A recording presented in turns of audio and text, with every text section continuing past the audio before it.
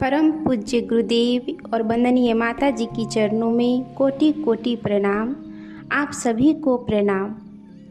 पूज्य गुरुदेव की संरक्षण में आइए आज हम सभी जानते हैं वेद माता गायत्री की महिमा विज्ञान के आधार पर। गायत्री के इतने महान लाभों के मूल में क्या क्या कारण है जिसके कारण इतना सब आश्चर्य होता है। इसके बारे में पूर्ण जानकारी होना तो मनुष्यों के लिए कठिन है, पर उन महान कारणों में एक कारण यह भी है कि गायत्री के पीछे अनेक मनस्वी साधकों का जगमगाता हुआ साधना बल है। सृष्टिकर्ता ब्रह्मा से लेकर आधुनिक काल तक समस्त ऋषि मुनियों ने, साधु महात्माओं ने, श्रेष्ठ मार्गियों ने गायत्री मंत्र का आश्रय लिया है। इन सब के द्वारा जितना साधना जप अनुष्ठान गायत्री मंत्र का हुआ है उतना और किसी का नहीं हुआ। अत्यंत उच्च कोटि की आत्माओं ने अपनी सर्वश्रेष्ठ भावनाओं को सर्वाधिक एकाग्रता और तन्मयता के साथ गायत्री में लगाया है। कल्प कल्पांतरों से यह क्रम चलता आया है। इस प्रकार इस एक मंत्र के पीछे इतनी उच्च कोटि की आत्मविद्युत सम्मिलित हो गई है कि सूक्ष्म लोकों में उसका एक भारी पुंज जमा हो गया है। विज्ञान बताता है कि कोई शब्द या विचार कभी नष्ट नहीं होता। आज जो बातें कही जा रही है या सोची जा रही है वे अपनी तरंगों के साथ आकाश में फैल जाएगी और अनंत काल तक सृष्टि के अंतराल में किसी न किसी रूप में विद्यमान रहेगी।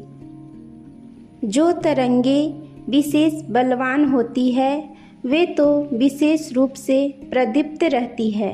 महाभारत युद्ध के संस्मरण और तानसेन के गायन की तरंगों को सूक्ष्म आकाश में से पकड़कर रिकॉर्ड बना लेने के लिए वैज्ञानिक प्रयत्न चल रहे हैं। यदि वे सफल हुए तो प्राचीन काल की महत्वपूर्ण वार्ताओं को ज्यों का त्यों हम कानों से सुन सकेंगे। तब भगवान कृष्ण के मुख से निकली गीता को ज्यों का त्यों अपने कानों से सुनना संभव हो जाएगा। शब्द और विचारों को सूक्ष्म से स्थूल करना भले ही अभी बहुत काल तक कठिन रहे, पर इतना निश्चित है कि उसका अस्तित्व नष्ट नहीं होता। जिन्हें विचार विज्ञान का थोड़ा सा भी परिचय है वे जानते हैं कि मनुष्य जिस प्रकार सोचता है उसी प्रकार का एक आकर्षण चुंबकत्व उसके मस्तिष्क में उत्पन्न हो जाता है। साधुता की बात सोचने वाले दिन दिन साधुता के विचारों, गुणों, कर्मों और स्वभावों से परिपूर्ण होते जाते हैं। इसी प्रकार दुष्टता एवं पाप के विचार का मस्तिष्क थोड़े ही समय में उस दिशा में बड़ा कुशल हो जाता है। इसी विज्ञान के अनुसार गायत्री के साधकों की ये विचार श्रृंखलाएं संबंध हो जाती है जो सृष्टि के आदि को लेकर अब तक की महान आत्माओं द्वारा तैयार की गई है। गायत्री साधना में जितना श्रम हमें करना पड़ता है उससे अनेक गुनी सहायता पूर्व काल के महान साधकों द्वारा छोड़ी हुई संपत्ति से मिल जाती है और हम अनायास ही उन महान लाभों से लाभान्वित हो जाते हैं, जिसके लिए किसी समय किन्हीं साधकों को बहुत अधिक श्रम करना पड़ा होगा। परंतु सूक्ष्म जगत में ऐसे सूक्ष्म विधान निर्मित हो चुके हैं जिन पर आरूढ़ होते हुए ही दुर्गति से दौड़ने लगते हैं, द्रुत गति से दौड़ने लगते हैं। पानी की बूंद समुद्र में गिरकर समुद्र बन जाती है। एक सिपाही जब सेना में भर्ती हो जाता है तो वह सेना का अंग बन जाता है। एक नागरिक की पीठ पर उसकी सरकार की समस्त ताकत होती है। इसी प्रकार एक साधक जो गायत्री शक्ति पुंज के साथ आबद्ध हो जाता है उसे उस शक्ति पुंज द्वारा लाभ उठाने का पूरा अवसर मिल जाता है। जितना प्रकाशवान शक्ति पुंज गायत्री मंत्र के पीछे है, उतना और किसी वेद मंत्र के पीछे नहीं है। यही कारण है कि गायत्री की साधना से स्वल्प श्रम में अत्यधिक लाभ प्राप्त होता है। यानी कि गायत्री साधना से कम समय कम श्रम से अत्यधिक लाभ प्राप्त हो जाता है। इतने पर भी हम देखते हैं कि कितने ही मनुष्य गायत्री की महिमा को जानते हुए भी उससे लाभ नहीं उठाते। किसी के बिल्कुल पास यहाँ तक कि जेब में ही प्रचुर धन रखा हो, पर यदि वह उसका उपयोग करके आनंद प्राप्त न करे तो वह उसका दुर्भाग्य ही समझना चाहिए। ऋषि मुनियों ने धर्म शास्त्रों में पग पग पर हमारे लिए गायत्री साधना द्वारा लाभान्वित होने का आदेश किया है। इतने पर भी यदि हम उससे लाभ न उठाएं, साधना न करें, तो उसे दुर्भाग्य के अतिरिक्त और क्या कहा जा सकता है। गायत्री की महिमा का वेद, शास्त्र, पुराण सभी वर्णन करते हैं। अथर्ववेद में गायत्री की स्तुति की गई है, जिसमें उसे आयु, प्राण, शक्ति, पशु, कीर्ति, धन और ब्रह्म तेज प्रदान करने वाली कहा गया है। अथर्ववेद में स्वयं वेद भगवान ने कहा है, मेरे द्वारा स्तुति की गई द्विजों को पवित्र करने वाली वेद माता गायत्री आयु, प्राण, शक्ति, पशु, कीर्ति, धन एवं ब्रह्म तेज उन्हें प्रदान करे। बृहद योगी याज्ञवल्क्य स्मृति से कहा गया है, जिस प्रकार पुष्पों का सारभूत मधु, दूध का धृत, रसों का सारभूत पेय है, उसी प्रकार गायत्री मंत्र समस्त वेदों का सार है। विश्वामित्र का कथन है, गायत्री मंत्र के समान मंत्र चारों वेदों में नहीं है। संपूर्ण वेद, यज्ञ, दान, जप गायत्री मंत्र की एक कला के समान भी नहीं है, ऐसा मुनि लोग कहते हैं। महानारायणोपनिषद का आशय है, गायत्री वेदों की माता अर्थात आदि कारण है।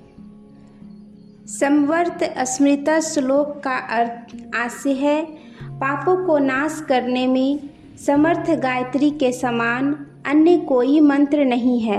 अतः प्रणव तथा महाव्याधियों के सहित गायत्री मंत्र का जाप करें। अन्न और जल के समान कोई भी दान, अहिंसा के समान तप, गायत्री के समान जप, देहातियों के समान अग्निहोत्र कोई भी नहीं है। गायत्री नरक रूपी समुद्र में गिरते हुए को हाथ पकड़कर बचाने वाली है। अतः द्विज नित्य ही पवित्र हृदय से गायत्री का अभ्यास करे अर्थात जपे।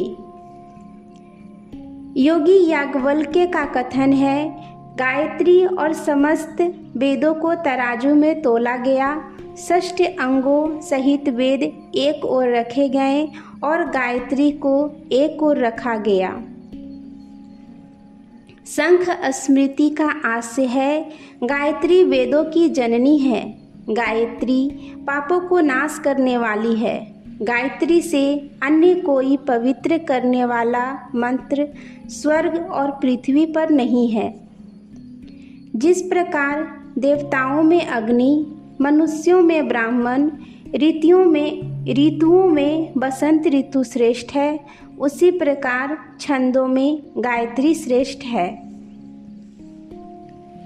ब्रह्मयोग याज्ञवल्क्य का आशय है, गंगा जी के समान कोई तीर्थ नहीं है, केशव के से श्रेष्ठ कोई देवता नहीं है, गायत्री मंत्र के जप से श्रेष्ठ कोई जप न आज तक हुआ है और न होगा। शंख स्मृति का आशय है, नरक रूपी समुद्र में गिरते हुए को हाथ पकड़कर बचाने वाली गायत्री के समान पवित्र करने वाली वस्तु या मंत्र पृथ्वी पर तथा स्वर्ग में भी नहीं है। बृहद पाराशर स्मृति का आशय है, प्राचीन काल में ब्रह्मा जी ने गायत्री को वेदों से तौला, चारों वेदों से भी गायत्री का परला भारी रहा।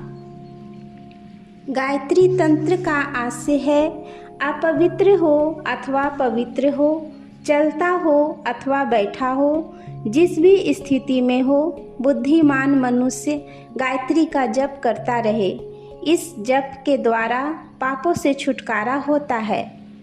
गायत्री तंत्र में कहा गया है, गायत्री का मनन करने से पापों से छूटते हैं, स्वर्ग प्राप्त होता है और मुक्ति मिलती है तथा चतुर्वर्ग धर्म अर्थ काम मोक्ष सिद्ध होते हैं। जो गायत्री को छोड़कर दूसरे मंत्रों की उपासना करता है, वह दुर्बुद्धि मनुष्य पकाए हुए अन्न को छोड़कर भिक्षा के लिए घूमने वाले पुरुष के समान है। गायत्री मंत्र जानने वाला मनुष्य स्वर्ग को प्राप्त करता है। इसी कारण स्नान कर समस्त प्रयत्नों से अस्थिर चित्त हो सारे पापों के नाश करने वाली गायत्री का जप करे। गायत्री की महिमा अनंत है। वेद पुराण शास्त्र ऋषि मुनि गृही विरागी सभी समान रूप से उनका महत्व स्वीकार करते हैं। उसमें हमारे दृष्टिकोण को बदल देने की अद्भुत शक्ति है। अपनी उल्टी विचारधारा भ्रांत मनोभूमि यदि सीधी हो जाए, हमारी इच्छाएं आकांक्षाएं विचारधारा भावनाएं यदि उचित स्थान पर आ जाए, तो यह मनुष्य देव योनि से बढ़कर और यह भूलोक सूर्यलोक से बढ़कर हर किसी के लिए आनंददायक हो सकता है। हमारी उल्टी बुद्धि ही स्वर्ग को नरक बनाए हुए है। इस विषम स्थिति से उबारकर हमारे विचारों को परिवर्तित करने की शक्ति गायत्री में है। जो उस शक्ति का उपयोग करता है, वह विषय विकारों भ्रांत विचारों और दुर्भावों के भव बंधन से छूटकर जीवन के सत्य शिव और सुंदर रूप का दर्शन करता हुआ परमात्मा को तथा शाश्वत शांति को प्राप्त करता है। इसलिए वेद माता को महामहिमामयी कहा गया है। उसका महिमा अनंत है। आज के लिए यहीं तक। आप सभी को धन्यवाद।